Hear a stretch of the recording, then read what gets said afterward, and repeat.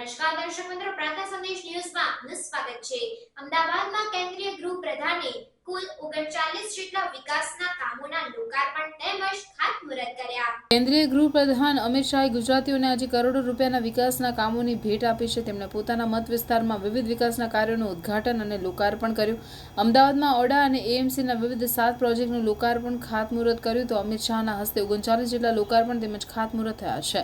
કેન્દ્રીય ગૃહ પ્રધાન અમિત શાહે અમદાવાદમાં અનેક વિકાસ કામોની ભેટ આપી છે। આ સાથે જ કુલ 39 જેટલા વિકાસ કામોના લોકાર્પણ તેમજ ખાતમુહૂર્ત કર્યા છે। અમિત શાહે 899.5 કરોડ રૂપિયાના 35 પ્રોજેક્ટનું ઉદ્ઘાટન અને 649.37 કરોડ રૂપિયાના વધારાના 23 પ્રોજેક્ટનું ખાતમુહૂર્ત કર્યું। સૌપ્રથમ થલતેજ વોર્ડમાં નવનિર્મિત સામૂહિક આરોગ્ય કેન્દ્રનું લોકાર્પણ કર્યું છે। ભાજપ 370 અને એનડીએ 400 બેઠકને પાર થશે તેવો તેમણે વિશ્વાસ વ્યક્ત કર્યો। વર્ષોથી જે કામોની રાહ જોવાતી હતી તે કામ મોદી સરકારે પૂર્ણ કર્યા છે। મોદી સરકારે રામ મંદિર નિર્માણનું કામ પૂર્ણ કર્યું છે। આ સાથે જ અમિત શાહે દયાનંદ સરસ્વતીની જન્મજયંતિ નિમિત્તે શ્રદ્ધાંજલિ આપી તેમને યાદ કર્યા તો કોંગ્રેસ કાળમાં અટકેલા વિકાસ કામોને લઈને પ્રહાર પણ કર્યા હતા।